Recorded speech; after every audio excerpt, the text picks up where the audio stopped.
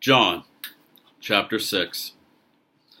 Some time after this, Jesus crossed to the far shore of the Sea of Galilee, that is, the Sea of Tiberias, and a great crowd of people followed him because they saw the signs he had performed by healing the sick. Then Jesus went up on a mountainside and sat down with his disciples. The Jewish Passover festival was near. When Jesus looked up and saw a great crowd coming toward him, he said to Philip, "Where shall we buy bread for these people to eat?" He asked this only to test him, for he already had in mind what he was going to do. Philip answered him, "It would take more than half a year's wages to buy enough bread for each one to have a bite." Another of his disciples, Andrew, Simon Peter's brother, spoke up.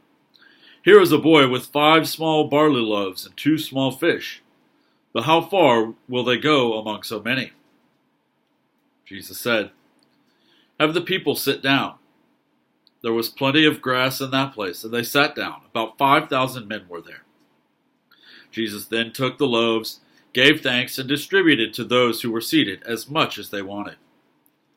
He did the same with the fish. When they had all had enough to eat, he said to his disciples, "Gather the pieces that are left over. Let nothing be wasted." So they gathered them and filled 12 baskets with the pieces of the 5 barley loaves left over by those who had eaten. After the people saw the sign Jesus performed, they began to say, "Surely this is the prophet who is to come into the world." Jesus, knowing that they intended to come and make him king by force, withdrew again to a mountain by himself. When evening came, his disciples went down to the lake, where they got into a boat and set off across the lake for Capernaum. By now it was dark, and Jesus had not yet joined them. A strong wind was blowing, and the waters grew rough. When they had rowed about 3 or 4 miles, they saw Jesus approaching the boat, walking on the water, and they were frightened. But he said to them, "It is I, don't be afraid." Then they were willing to take him into the boat, and immediately the boat reached the shore where they were heading. The next day, the crowd that had stayed on the opposite shore of the lake realized that only one boat had been there, and that Jesus had not entered it with his disciples, but that they had gone away alone. Then some boats from Tiberias landed near the place where the people had eaten the bread after the Lord had given thanks. Once the crowd realized that neither Jesus nor his disciples were there, they got into the boats and went to Capernaum in search of Jesus. When they found him on the other side of the lake, they asked him, "Rabbi, when did you get here?" Jesus answered, "Very truly I tell you, you are looking for me, not because you saw the signs I performed, but because you ate the loaves and had your fill. Do not work for food that spoils, but for food that endures to eternal life, which the Son of Man will give you. For on him God the Father has placed his seal of approval." Then they asked him, "What must we do to do the work God requires?" Jesus answered, "The work of God is this, to believe in the one he has sent." So they asked him, "What sign then will you give so that we may see it and believe you? What will you do?" "Our ancestors ate the manna in the wilderness. As it is written, he gave them bread from heaven to eat."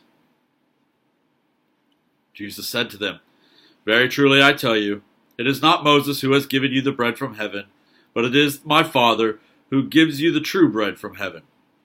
For the bread of God is the bread that comes down from heaven and gives life to the world." "Sir," they said, "always give us this bread."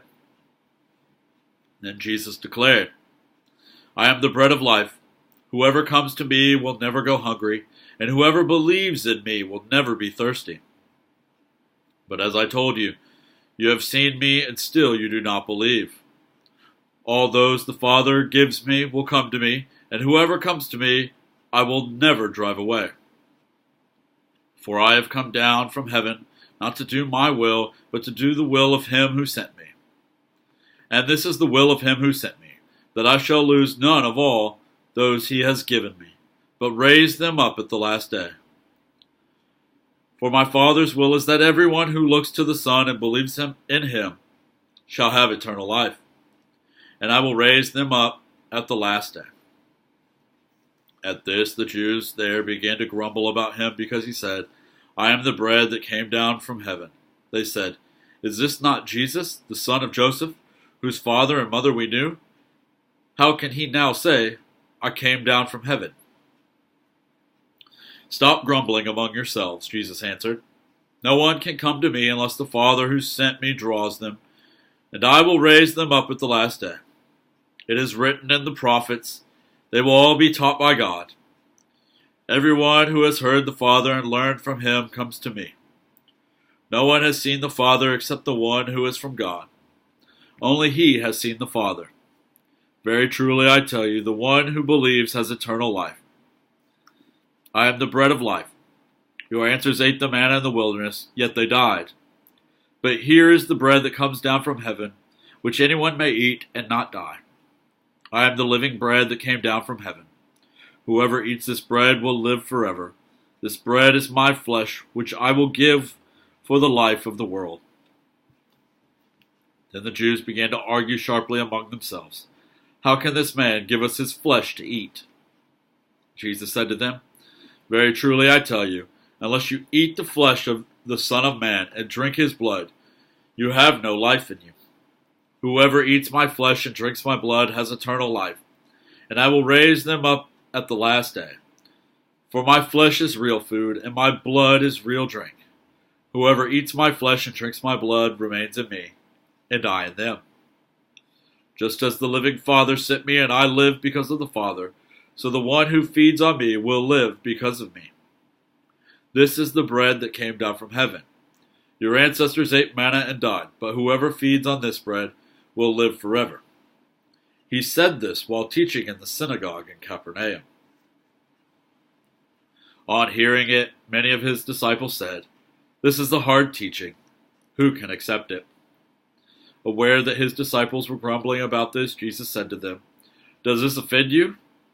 Then what if you see the Son of Man ascend to where he was before? The Spirit gives life. The flesh counts for nothing. The words I have spoken to you, they are full of the Spirit and life. Yet there are some of you who do not believe." For Jesus had known from the beginning which of them did not believe and who would betray him. He went on to say, "This is why I told you that no one can come to me unless the Father has enabled them." From this time, many of his disciples turned back and no longer followed him. "You do not want to leave too, do you?" Jesus asked the 12. Simon Peter answered him, "Lord, to whom shall we go? You have the words of eternal life. We have come to believe and to know that you are the Holy One of God." Then Jesus replied, "Have I not chosen you, the 12? Yet one of you is a devil." He meant Judas, the son of Simon Iscariot, who, though one of the 12, was later to betray him.